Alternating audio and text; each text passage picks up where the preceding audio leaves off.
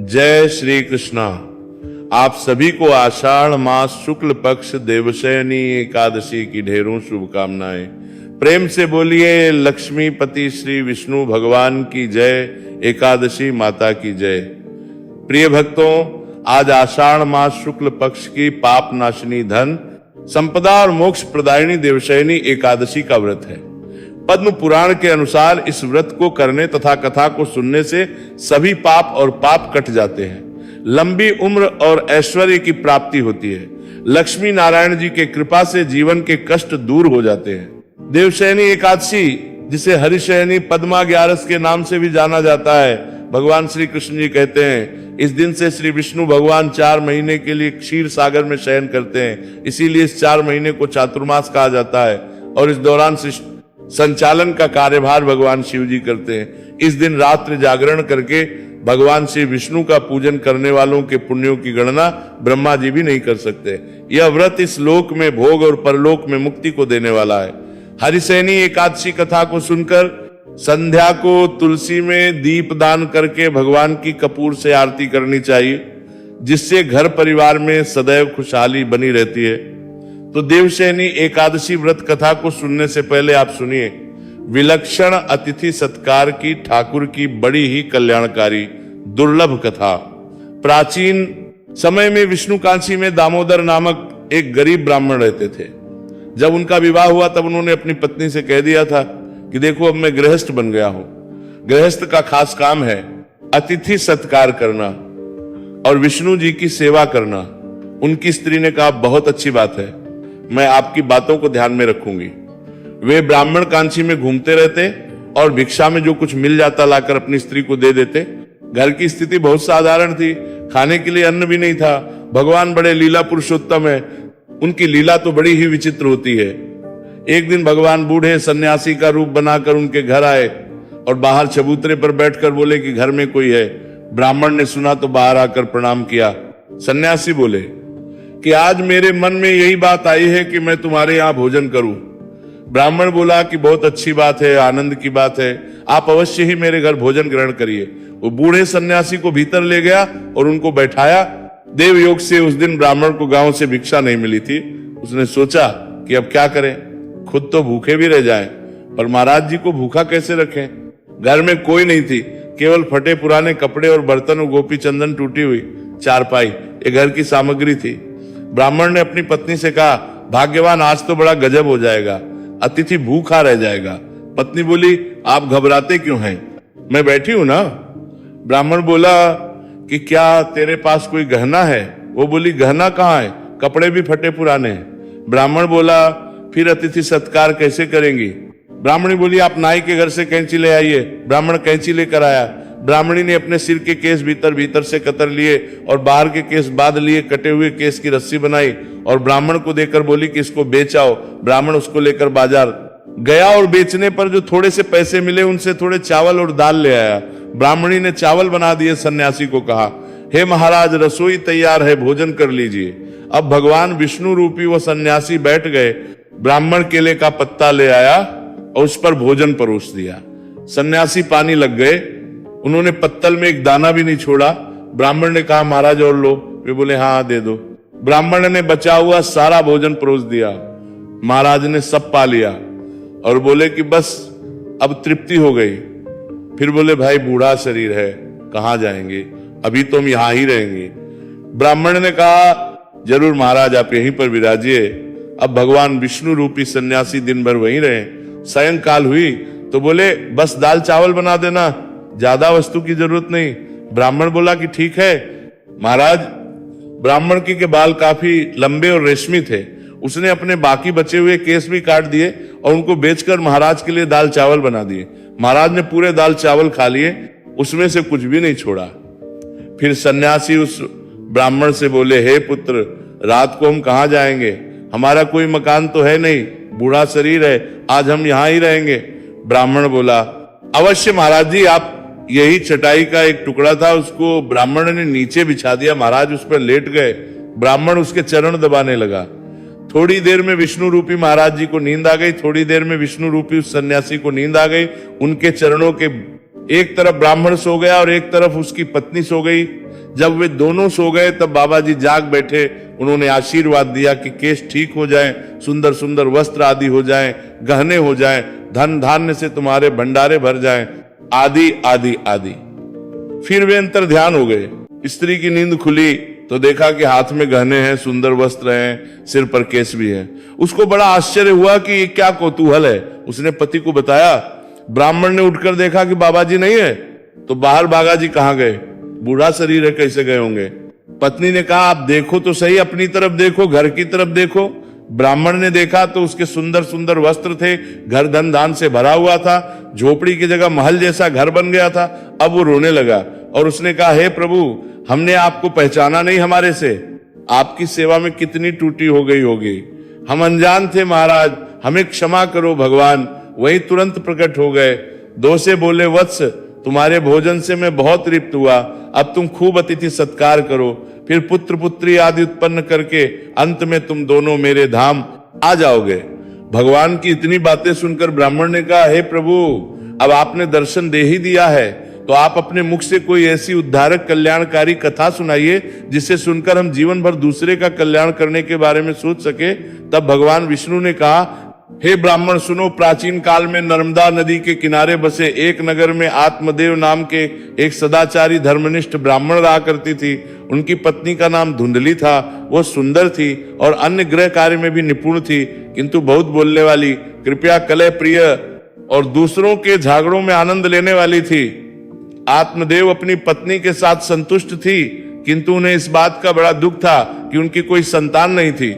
इसके लिए उन्होंने बहुत दान, किंतु सब व्यर्थ गया। अंत में दुखी होकर उन्होंने एक दुखद निर्णय लिया और एक दिन चुपचाप वन में चले गए। वन में जाकर वे तालाब में कूदकर आत्महत्या करने वाले थे कि वहां पर एक प्यास से व्याकुल सन्यासी आ गए और उन्होंने आत्मदेव को आत्महत्या करने से रोका तथा उसे चिंतित देखकर आत्मदेव के समीप पहुंचे और उसके दुख का कारण पूछा। आत्मदेव उनके पर पहुंचे और उनके चरणों पर सिर रखकर फूट फूट कर रोने लगे। सन्यासी महात्मा के पूछने पर आत्मदेव ने अपने कष्ट की बात बतलाई और पुत्र प्राप्ति का उपाय पूछा। सन्यासी ने योग बल से उसके भाग्य रेखा देखकर बताया कि तुम्हारे भाग्य में 7 जन्मों तक कोई पुत्र नहीं है, पुत्र प्राप्ति के मुंह को छोड़ दो। देखो, पुत्र के कारण ही महाराजा सगर और राजा अंग को भी अत्यंत दुख भोगना पड़ा था। सुख तो मोह को छोड़कर भगवान भजन करने में ही है, परंतु ब्राह्मण तो संतान पाने के लिए व्याकुल हो रहे थे। उन्होंने कहा हे महात्मन, यदि आपने पुत्र प्राप्ति का उपाय नहीं बताया तो मैं यही आपके सामने ही प्राण त्याग दूंगा। अंत में विवश होकर सन्यासी ने ब्राह्मण को एक फल देते हुए कहा कि अब क्या किया जा सकता है, ये तुम्हारा दुराग्रह बलवान है, किंतु जो पुत्र होगा उससे तुम्हें सुख प्राप्त नहीं होगा, क्योंकि प्रारब्ध के विपरीत हठ करने से कष्ट ही मिलता है। अच्छा, ये फल ले जाकर अपनी पत्नी को खिला दो, इससे उसे पुत्र होगा तुम्हारी पत्नी। 1 वर्ष तक सत्य बोले और मित्रता पूर्वक रहे, जीवों पर दया करें, दीनों को दान दें, केवल एक समय ही भोजन करें तो पुत्र धार्मिक उत्पन्न होगा। महात्मा फल देकर चले गए। ब्राह्मण आत्मदेव घर कर सारा हाल अपनी पत्नी को कह सुनाया, परंतु आत्मदेव की पत्नी भी अद्भुत थी।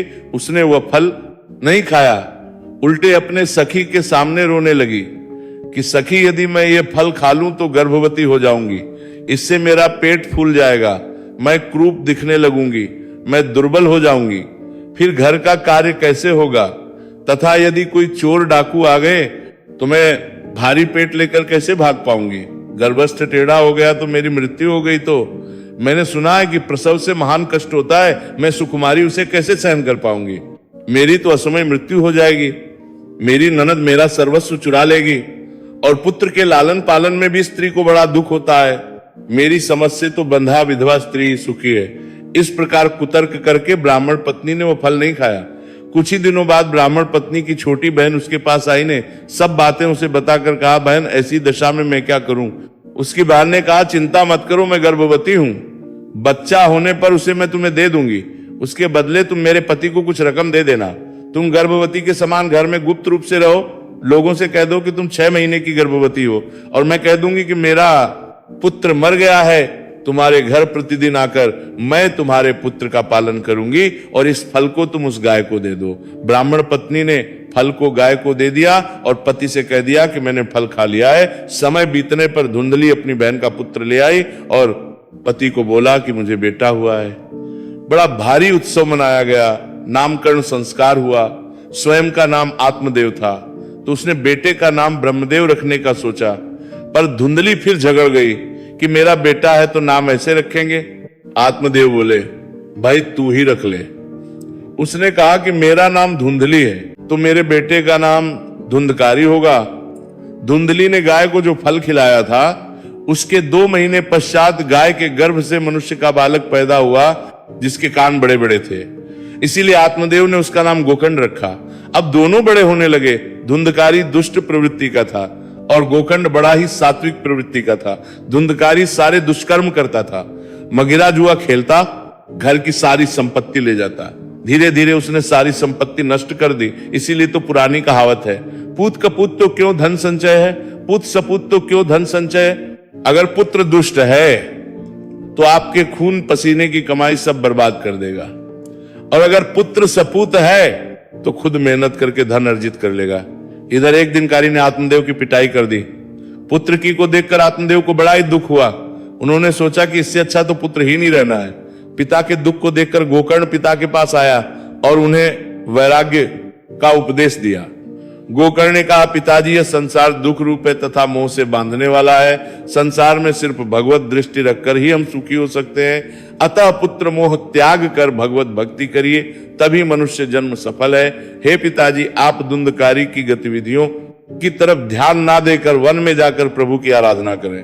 गोकर्ण की बात समझकर पुत्र मोह त्याग कर आत्मदेव गंगा किनारे आ गए। भगवान के दर्शन स्कंद का रोज पाठ करते रहे। उसी जीवन में उन्हें श्री कृष्ण की प्राप्ति हो गई और वे वैकुंठ को गए। आत्मदेव के चले जाने के बाद एक दिन धुंधली भी पुत्र के उपद्रव से दुखी होकर कुंड कूदकर आत्महत्या कर ली और उसकी मृत्यु हो गई। इधर गोकर्ण जी तीर्थ यात्रा के लिए निकल गए। धुंधकारी को खुली छूट मिल गई। खुली छूट मिलने के कारण धुंधकारी 5 वेश्याओं को घर ले आया। वो वेश्याओं की मांगों को पूरा करने के लिए डाका डालता, मदिरा पीता, जुआ खेलता, उनकी मांगों को पूरा करते करते एक दिन धुंधकारी ने राजा के महल से भी चोरी कर ली। एक दिन वेश्याओं ने सोचा यदि यह जीवित रहा तो एक ना एक दिन हम पकड़े जाएंगे, अतः इसे मार ही डाले तो अच्छा रहेगा।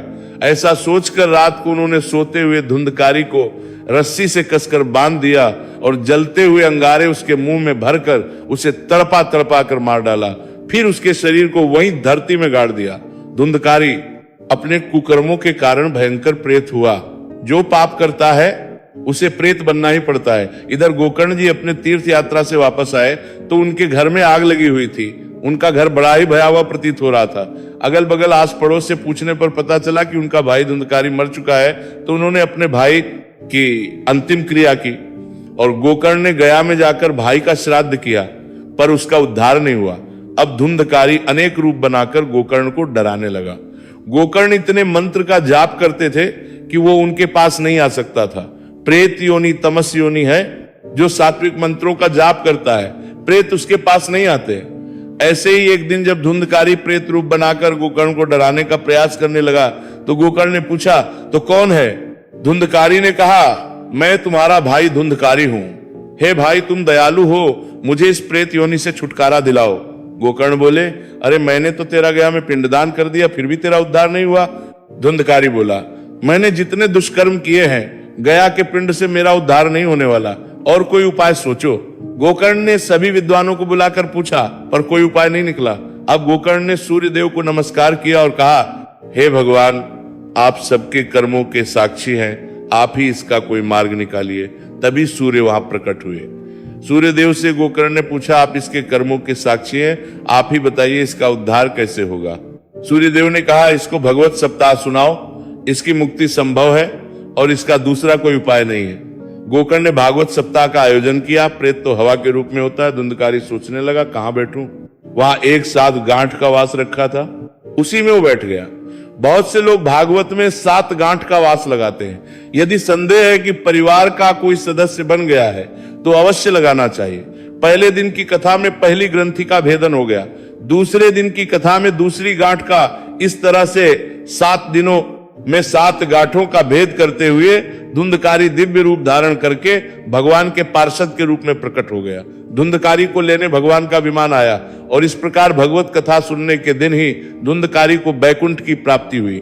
इस कथा के अंतिम चरण में महत्वपूर्ण बात यह है कि भागवत कथा तो बहुत से लोगों ने सुनी, परंतु धुंधकारी को ही लेने भगवान का विमान क्यों आया? तो इसका उत्तर है, सबने कथा सांसारिक सुखों की प्राप्ति के लिए सुनी और धुंधकारी ने पूरी श्रद्धा, प्रेम व विश्वास से भगवत धाम जाने के लिए सुनी, इसलिए उसे लेने विमान आया। भगवान विष्णु कहते हैं, इस दिन भक्त मेरा थोड़ा सा भी नाम लेकर पूजन करेगा वह बैकुंठ धाम को प्राप्त करेगा। अतः हे ब्राह्मण, तुम अपने अंतर्मन को निर्मल करके भगवान की भक्ति करते हुए एकादशी व्रत को नियमित करते हुए तुम लोग कल्याण किया करो, इससे तुम्हारी भी मुक्ति होगी और जिनका कल्याण करोगे उनकी भी मुक्ति होगी। प्रिय भक्तों, इतना कहकर भगवान विष्णु अंतर्ध्यान हो गए। भगवान विष्णु की कृपा से ब्राह्मण और ब्राह्मणी धनवान और कुछ समय पश्चात उनके घर में एक सुंदर पुत्र और पुत्री का जन्म हुआ। पंडित जी अपने पुत्र और पुत्री को भी वेद शास्त्रों का ज्ञान देने लगे, साथ ही साथ बड़े ही निर्मल हृदय से लोगों के सामने धर्म और शास्त्रों का बखान करने लगे, उचित और अनुचित का ज्ञान बांटने लगे। तो प्रिय भक्तों, यह थी भगवान और उनके भक्त की कथा। आइए अब श्रवण करते हैं। देवशयनी एकादशी की मुख्य कथा। धर्मराज युधिष्ठिर ने कहा, हे केशव, आषाढ़ शुक्ल एकादशी का क्या नाम है? इस व्रत को करने की विधि क्या है और किस देवता का पूजन किया जाता है? कृपा करके हमें ये सब बताइए। श्री कृष्ण जी कहने लगे, हे युधिष्ठिर, जिस कथा को ब्रह्मा जी ने नारद जी से कहा था वही मैं तुमसे कहता हूं। एक समय नारद जी ने ब्रह्मा जी से यही प्रश्न किया था। तब जी ने उत्तर दिया, हे नारद, तुमने कलयुग के जीवों के उद्धार के लिए बहुत उत्तम प्रश्न किया है, क्योंकि देवशयनी एकादशी का व्रत सब व्रतों में उत्तम है। इस व्रत से समस्त पाप नष्ट हो जाते हैं और जो मनुष्य इस व्रत को नहीं करते वे नरकगामी होते हैं। इस व्रत को करने से भगवान विष्णु प्रसन्न होते हैं। इस व्रत को करने से भगवान विष्णु प्रसन्न होते हैं। इस व्रत को करने से भगवान विष्णु प्रसन्न होते हैं। इस व्रत को करने एकादशी का नाम देवशयनी एकादशी है। अब मैं तुमसे एक पौराणिक कहता हूं, तुम मन लगाकर सुनो। सतयुग में मानधाता नामक एक अत्यंत प्रतापी और धर्मपरायण चक्रवर्ती सम्राट राज करते थे। उनका शासन इतना व्यवस्थित था कि उनके राज्य में प्रजा सर्वथा सुखी, समृद्ध और संतुष्ट थी। हर ओर शांति और खुशहाली का वातावरण था और धर्म का पालन पूरी निष्ठा से किया जाता था। मानधाता अपनी प्रजा का पुत्रवध पालन करते थे और उनके कल्याण के लिए सदैव प्रयत्नशील रहते थे, किंतु समय का चक्र तब क्या मोड़ ले यह कोई नहीं जानता। नियति का खेल ऐसा रहा कि सम्राट मानधाता भी उस आने वाले भयंकर संकट से अनभिज्ञ थी। उनके राज्य में अचानक और अप्रत्याशित रूप से 3 वर्षों तक वर्षा नहीं हुई, जिससे एक भीषण दुर्भिक्षी अकाल की स्थिति उत्पन्न हो गई। जल के अभाव में धरती सूखने लगी, फसलें नष्ट हो गई और चारों ओर त्राही त्राही मच गई।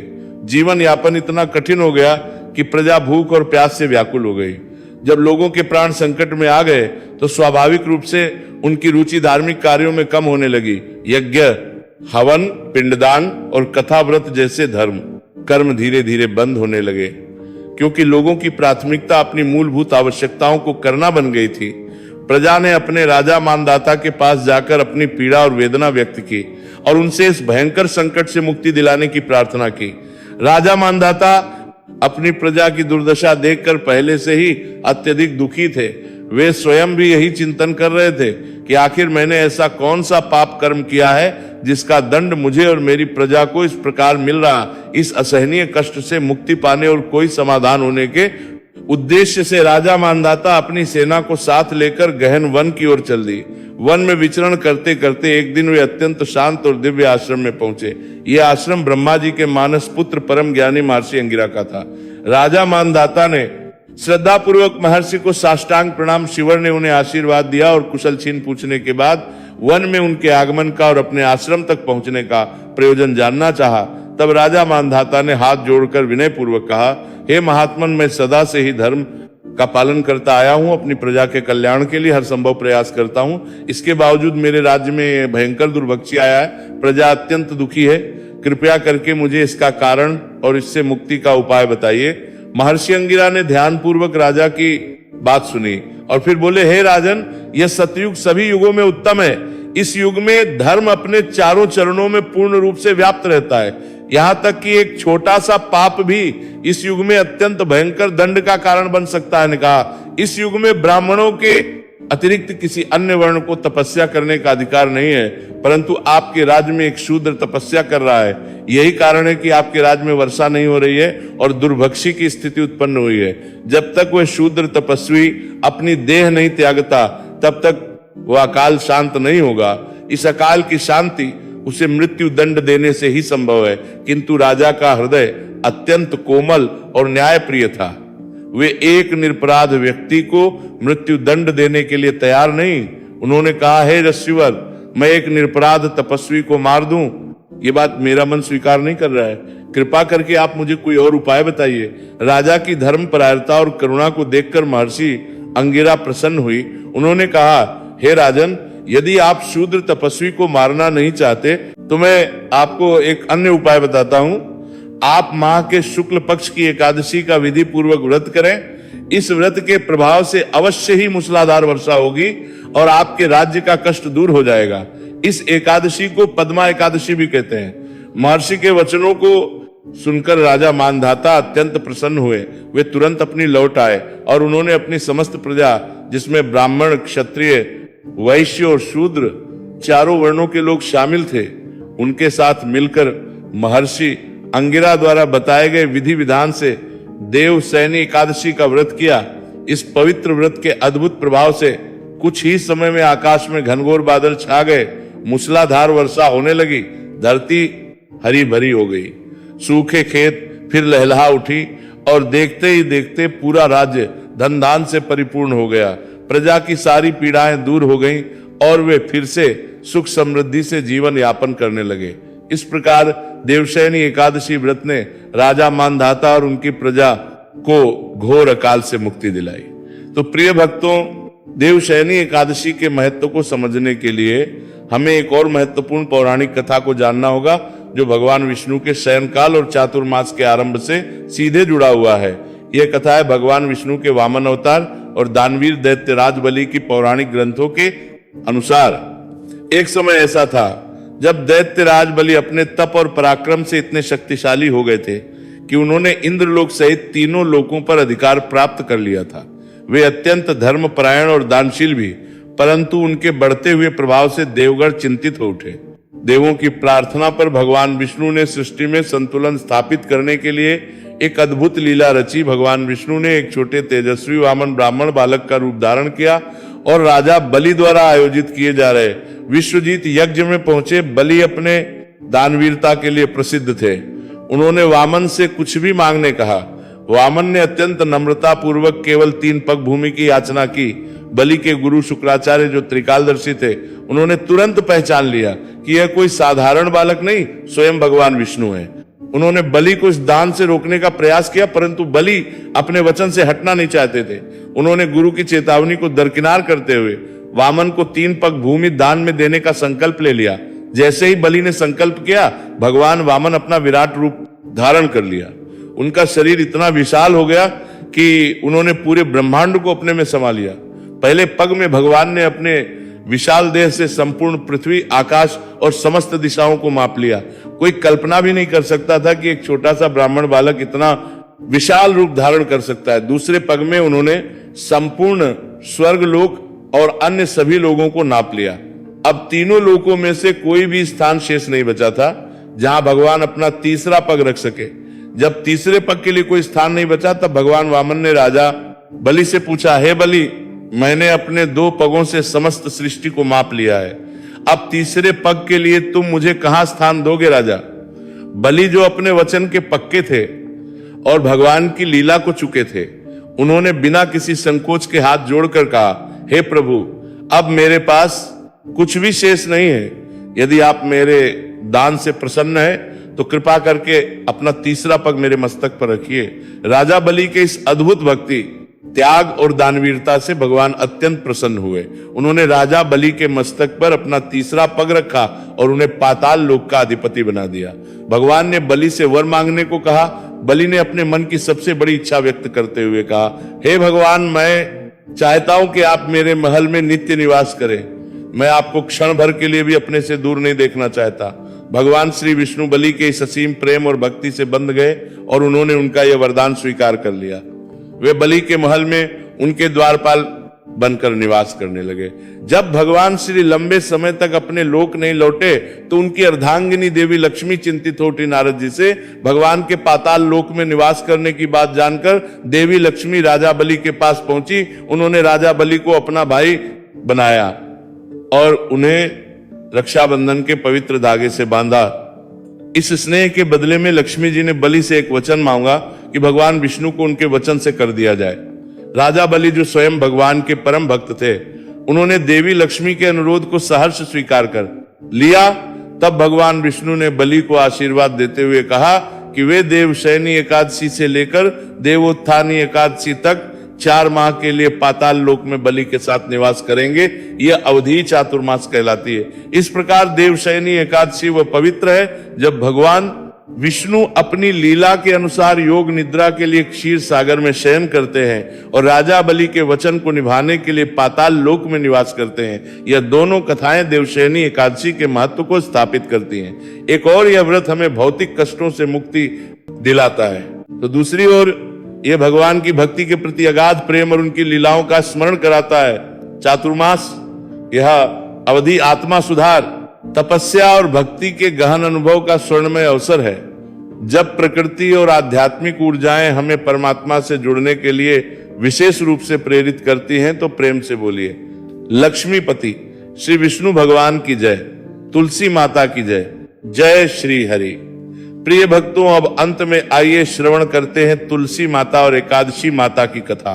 प्रिय भक्तगणों, अब एकादशी के दिन सुनी जाने वाली एकादशी माता की कथा, यह कथा सुने बिना व्रत कथा अधूरी मानी जाती है, तो इसे पूरा अवश्य सुनिएगा एक बार।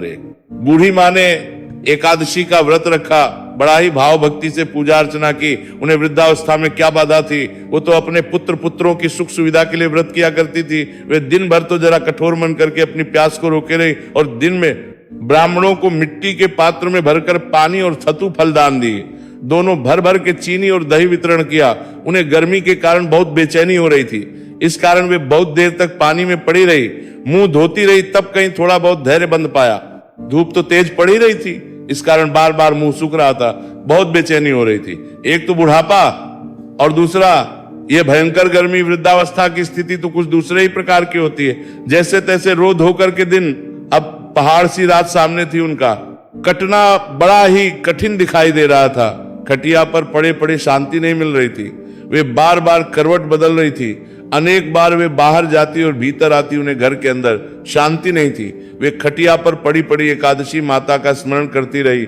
वे कहती रही कि हे माता जी, आप मेरी लाज रखिएगा, आप ही मुझे शांति दे दीजिएगा जिससे मैं ये व्रत कर सकूं और ये पहाड़ सी रात शांति पूर्वक व्यतीत हो सके। प्यास के कारण बूढ़ी माँ की बेचैनी तो बढ़ ही रही थी। उन्होंने धैर्य रखने का बहुत प्रयास किया, किंतु सहनशीलता की सीमा टूट गई और वे घबराकर एकदम चिल्ला उठी, बोली कि बचाओ बचाओ। अम्मा का चिल्लाना सुनकर परिवार भर के नरनारी, बच्चे और पड़ोसी एकत्रित होकर बूढ़ी अम्मा के खटिया के समीप पहुंच गए। सबने पूछा कि अम्मा, आपको क्या हुआ, आप क्यों चिल्ला रही हैं? आप इस वृद्धा अवस्था में ये कठिन व्रत क्यों कर रही हैं? अम्मा जी, शक्ति से ही भक्ति होती है। थोड़ी ही देर में फिर से बोली कि अरे मेरे प्राण निकले ही जा रहे हैं, मेरी छाती पर ठंडे पानी का घड़ा रख। अब नातियों ने दादी की छाती पर ठंडे पानी का पात्र रख दिया। तब उन्हें कहीं थोड़ा बहुत आराम मिला और थोड़ी देर के लिए उन्होंने अपनी आंखें बंद कर ली। अब एकादशी माता ने सोचा कि ये बूढ़ी अम्मा है तो बहुत कठोर, जरा जाकर उसकी परीक्षा लेनी चाहिए। वे आधी रात को मुर्गा बनकर तेल लगाने लगी। मुर्गा की आवाज सुनकर दादी जल्दी से उठी और बाहर जाकर आसमान की ओर देखा। किंतु आसमान में कहीं उन्हें प्रातःकालीन तारा नजर नहीं आया। वे सोचने लगे मुर्गा क्यों और कैसे भूल गया, उन्हें प्यास तो लगी रही थी। थोड़ा बहुत उनका मन भी विचलित हो गया था। अंत में उन्होंने दृढ़ निश्चय कर लिया कि मैं अब व्रत को पूर्ण करके ही छोड़ूंगी, चाहे भले ही मेरे प्राण क्यों ना निकल जाए। ये सोचकर वे खटिया पर शिथिल होकर लेट गई। थोड़ी देर में एकादशी माता ने उनकी फिर से परीक्षा लेनी चाहिए। एक छोटी सी बालिका एक गिलास में शरबत लेकर उनके सिरहाने आकर खड़ी हो गई और जोर से बोली, दादी जी सवेरा हो गया है, आप हाथ मुंह धोकर शरबत पी लीजिए। पहले तो शरबत का गिलास देखकर उनका मन मचल उठा, किंतु अचानक व्रत का स्मरण हुआ और उन्होंने सोचा कि मैं किसी भी प्रकार से शरबत नहीं पी सकती हूं, और वे शांति पूर्वक अपनी खटिया पर लेट गई। फिर थोड़ी ही देर में उन्हें ऐसा लगा जैसे किसी ने उन्हें पानी के कुएं में पलट दिया हो। वे बड़ी देर तक हाथ पैर चलाती रही, किंतु उन्होंने अपने मुंह में एक बूंद भी पानी जाने नहीं दिया।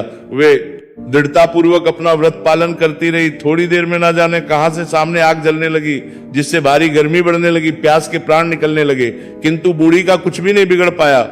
वे जहां की तहां मुस्कुराती हुई बैठी रही। थोड़ी देर में बाहर प्रकाश दिखाई देने लगा, ऐसा लगा जैसे सवेरा हो गया हो। बूढ़ी ने जब बाहर निकलकर देखा तो समझ गई अभी सवेरा होने में 3-4 घंटे की देरी है। ये जानकर भी शांतिपूर्वक इधर उधर घूमने लगी।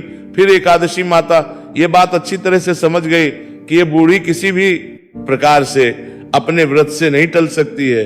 वे उनके सत व्रत को अच्छी तरह से समझ गई। अब सवेरा होते ही बूढ़ी माता ने स्नान किया, भगवान का पूजा पाठ किया, एकादशी की कथा सुनी, ब्राह्मणों को दक्षिणा देकर भोजन कराया। तब कहीं उन्होंने व्रत का पालन करके जल ग्रहण किया। कन्याओं को भोज कराने के बाद अम्मा ने स्वयं भोजन किया। उस श्रेष्ठ व्रत के प्रभाव से बूढ़ी अम्मा की आयु में वृद्धि हो गई। उनका घर परिवार हरा भरा हो गया। अब उनको कोई अभाव ना रहा। वे हर तरह से सुख साधनों से संपन्न हो गई। नाती नाती से उनका घर भर गया और वे उसी दिन से 12 महीने की एकादशी का व्रत करने लगी। एकादशी माता के व्रत के प्रताप से इस संसार में हर प्रकार के सुख भोग कर अंत में वे बैकुंठ धाम को चली गई। जैसे एकादशी माता ने बूढ़ी माता और उनके परिवार को हरा भरा किया, ही एकादशी माता हम सभी की मनोकामनाओं को पूर्ण करे। बोलिए श्री लक्ष्मी नारायण भगवान जी की जय। प्रेम से बोलिए एकादशी माता की जय।